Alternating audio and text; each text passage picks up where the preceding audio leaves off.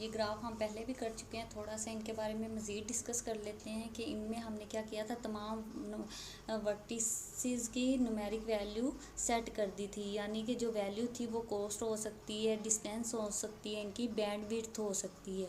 तो अगर हमें ऐसा ग्राफ मिले तो हम इनको कैसे रिप्रेजेंट कर सकते हैं। हमारे पास दो तरीके हैं, एक है एडजेंसिटी मैट्रिक्स और दूसरा है लिंक लिस्ट।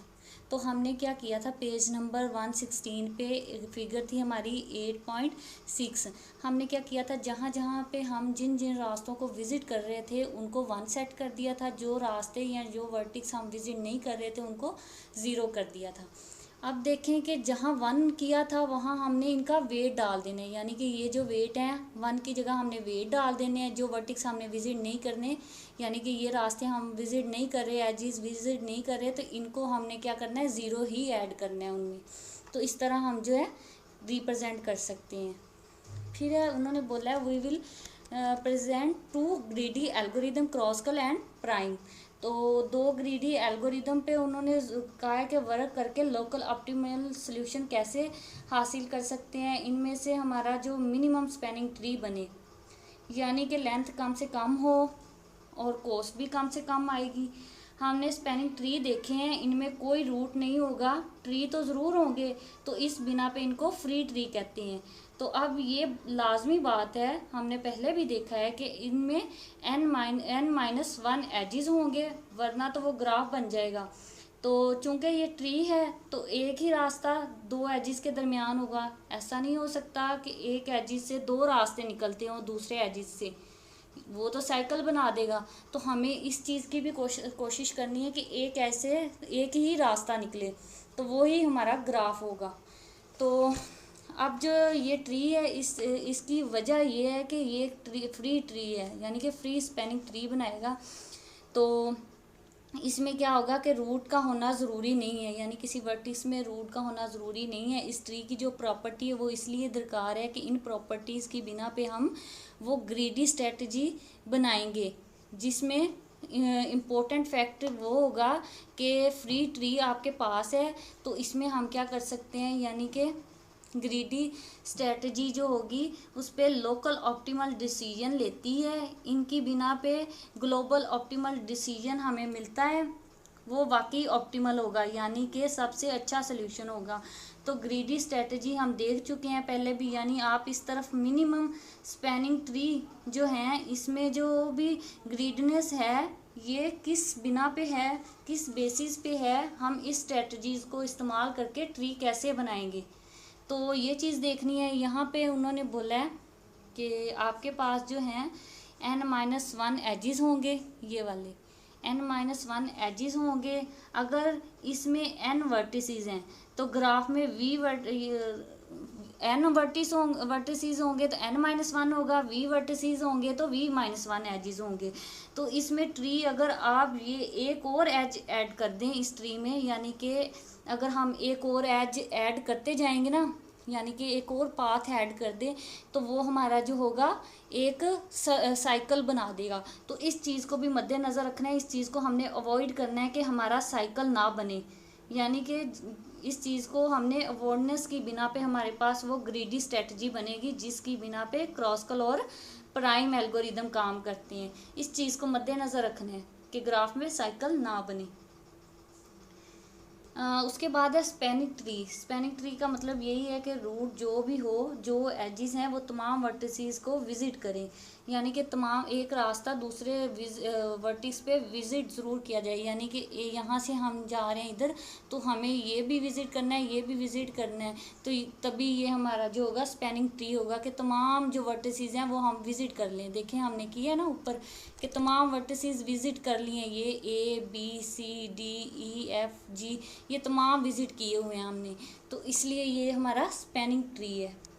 तो कोशिश करनी है साइकिल ना बने इनमें। उसके बाद ये ग्राफ है, इसमें उन्होंने क्या किया है, हमने क्या किया इसमें देखें, ये ग्राफ था, इसमें हमने क्या किया, ये वाला रास्ता भी ऐड कर दिया, यानी कि यहाँ से भी एक ये तार ऐड कर दी है। तो ये क्या हुआ, हमारा साइकिल बन गया। देखें ये चारों नोड को यहाँ A से B की जानिब जाएँ, B से E की जानिब, E से F, F से C, दोबारा A पे आ जाते हैं, तो ये इतना जो है साइकिल बन गया है। तो इस चीज़ को मद्देनज़र रखना है कि साइकिल ना बने, क्योंकि हमने क्या किया, इसमें एक वर्टिक्स ऐड कर दिया। यहाँ पे ऐड नहीं किया था बी को, लेकिन यहाँ पे ऐड करते गए हैं, तो ये देखें कि साइकिल बन गया। तो n-1 ही वर्टिसेस रखने हैं हमने। उसके बाद है यहाँ पे देखें कि हमने क्या किया, इस वाले को ऐड कर दिया, यानी बी से डी कर दिया। तो देखें ए बी डी सी ए, ये हमारा जो है छोटा साइकिल बन गया। तो यहाँ पे भी हमने ऐड किया था, ऐसा नहीं करना, हमने जो 5 चुन लिए हैं वही रखने हैं। जैसे ही ऐड करेंगे कोई और, तो वो हमारा साइकिल बन जाएगा। इस चीज़ को मद्देनज़र रखना है। उसके बाद है ये चीज़, तमाम चीज़ें हम आगे भी पढ़ेंगे, थोड़ा सा बता देती हूँ ये क्या है। इनमें उन्होंने क्या किया है कि तमाम एजेस होते हैं ट्री में जो आपके पास, उनमें से कुछ एजेस चुन लेते हो, वो आपके सबसेट बन जाते हैं, वो आप ए में ऐड करते जाते हो जो जो चुनते हो। और इनमें से जो लाइटर वेट होते हैं, जिनका वेट कम होता है, वो आपके होते हैं सेफ़ चॉइस होती है, यानी कि हल्के होते हैं, जिससे आपका ग्राफ जो है वो ख़राब नहीं हो सकता, ताकि जो है MST अच्छा बने। उसके बाद कट क्रॉस, ये तमाम चीज़ें हम अगले। ग्रीडी MST, इसमें क्या किया है उन्होंने, कहा है an edge of E is a light edge. ये चीज़ जो है उन्होंने कहा है कि अगर आप S और V-S 2 सेट हैं आपके पास, तो इनके दरमियान जो एजेस होंगे वो तमाम ले, और इनमें से वो सबसे हल्के वेट वाला एज आप चुनते हैं, तो वो हमारा होगा लाइट एज, यानी कि उसका वेट जो है वो कम है। फिर इंट्यूशन, अब ये जो इंट्यूशन है, यानी कि आपने वर्टिसेस जो लिए हैं इनको 2 हिस्सों में डिवाइड किया है, S और V-S में 2 हिस्सों में। तो इनकी बिना पे कुछ एजेस होंगे जो ऐसे होंगे जिनकी एक टांग तो S में होगी और दूसरी टांग जो होगी वो V-S में होगी। तो ऐसे एजेस जितने भी होंगे इनको हम कहेंगे क्रॉस एज। तो इनमें से जिस मर्ज़ी को हम लें, यानी कि A जो होगा हमारा जो होगा वो वाइएबल सेट है, इसमें शामिल करेंगे, यानी कि ग्राफ बनाएंगे इसका, उसमें शामिल करते जाएंगे उन एजेस को, ताकि हमारा जो है साइकिल ना बने। तो वो कट के एक तरफ से दूसरी तरफ जा रहा होगा, यानी कि एक एज दूसरी तरफ दूसरे एज से जैसे ही मिलेगा तो वो कट के दरमियान से होता हुआ गुजरेगा। तो वो कैसे चुनते हैं, और फाइनली जो ग्रीडीनेस वाली बात जो आती है इससे वो कैसे आती है ये देखेंगे। यहाँ पे देखेंगे वही बात होगी है, एजेस हैं, वर्टिसेस हैं, उन्होंने कहा 2 हिस्सों में तकसीम है, सबसेट हैं वो हमारे। तो उनमें से लाइटर वेट को हम चुनते हैं, जो लाइटर वेट होगा वो हमारा सेफ़ हो जाएगा, यानी कि सेफ़ एज है। तो ग्राफिकली देखते हैं, यहाँ पे देखें ये ग्राफ है। तो इसमें उन्होंने क्या किया है कि तमाम वर्टिसेस को 2 हिस्सों में तकसीम कर दी है। इनके दरमियान एजेस डॉटेड लाइन से जो शो हो रहे हैं, कुछ एजेस सॉलिड लाइन से भी शो हो रहे हैं। तो सॉलिड एजेस ए के सबसेट हैं, यानी कि लाइन जो है दरमियान में ये कट है, कुछ लेफ़्ट साइड में है, कुछ राइट साइड में है। तो फ़र्ज़ करें राइट वाले V-S हैं और लेफ़्ट वाले S हैं। तो ये जो सॉलिड लाइन वाले एजेस हैं इनमें से कोई ऐसा नहीं होगा जो कट वाली लाइन को क्रॉस करेगा। ये जो है ये कट वाली लाइन को क्रॉस नहीं करेंगे, इस ए वाली को। तो ये जो होगा कुछ एजेस जिनका एक पाँव इधर होगा और एक इधर होगा, वो जो होंगे वो सेफ होंगे हमारे, यानी कि क्रॉसिंग एज में किसी एक को चुनते जाएंगे और सेव करते जाएंगे, लाइटर वेट वाले को चुनते जाएंगे, उनको सेव करते जाएंगे।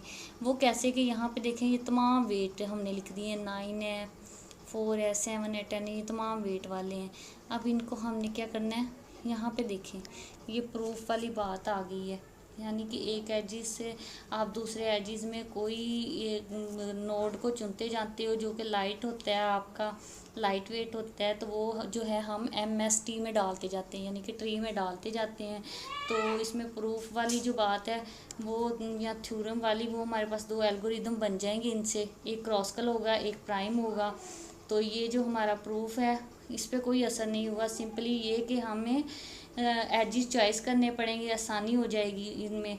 और ग्राफ में तमाम एजेस डिस्टिंक्ट होंगे, यानी कि तमाम एजेस के जो वेट हैं वो एक दूसरे से मुख्तलिफ होंगे। अगर एक बराबर भी हो जाएं तो कोई मसला नहीं है, लेकिन वो सेफ़ नहीं हो पाएंगे। फिर एक को ही हम सेव कर सकते हैं एट अ टाइम, वेट वाले को, यानी कि 4 वाला एक है और 4 वाला फिर एक आ जाता है, तो हम एक को सेव करेंगे, दोनों को नहीं कर सकते। इस चीज़ को भी गौर करना है। और अगर हम MST में लाइटर वेट को ना चुने, ज़्यादा वाले को चुने और बना लें तो वो फिर मसला बन जाएगा उसके लिए, हमारे लिए। तो देखें यहाँ पे हमने क्या किया, 4 वाले को चुना है, सॉलिड कर दिया है, क्योंकि हमने 4 वेट को चुना है। तो ये जो है, बाकी जो है वो हमने इंडिकेट नहीं की है, बाकी जितने भी नोड थे उनको इंडिकेट नहीं किया। तो ये ग्राफ में हमने चुना 4 को, UV है हमारा ये। उसके बाद उन्होंने कहा है कि अगर आप इसमें एक और नोड ऐड कर देते हो, जबकि हमने पीछे बोला था कि हम ऐड नहीं कर सकते, जैसे ही ऐड करेंगे हमारा वो साइकिल बन जाएगा। लेकिन उन्होंने क्या कहा, अगर आप कर दें ऐड, देखें कि हमने किया, 8 को चुन लिया, XY को मिला दिया, तो देखें ये पूरा ग्राफ जो है साइकिल बना रहा है। हम यहाँ से यहाँ से यहाँ से यहाँ पे आ सकते हैं, तो ये जो है हमारा साइकिल बन गया। तो ऐसा नहीं कर सकते, हम ऐड नहीं कर सकते एक से ज़्यादा एट अ टाइम। तो देखें हमने क्या करना है, 4 को ही चुनना है, उसके बाद हमने बाकियों को चुनते जाना है। और इसमें जो है हमारे पास ट्री जो है प्राइम आ गया, यानी कि एक नया ट्री आ गया।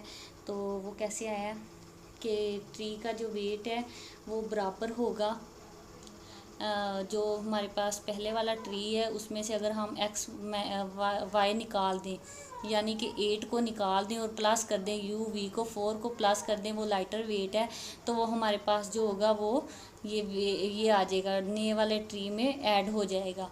तो ये जो होता है लेफ़्ट छोटा होगा, यानी कि वेट छोटा ही होगा, 4 छोटा होगा 8 से, XY 8 है और UV 4 है, तो वो छोटा है। तो उसको हम क्या है, 8 वाले को निकाल लेंगे, 4 वाले को नहीं निकालेंगे।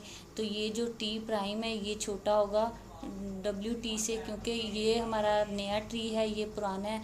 तो इसमें हमने लाइटर वेट डालने हैं, इसमें बल्कि तमाम थे जिनका वेट ज़्यादा था इस वजह से। तो ये हमारा नया ट्री MST बन गया, लाइटर वेट ट्री।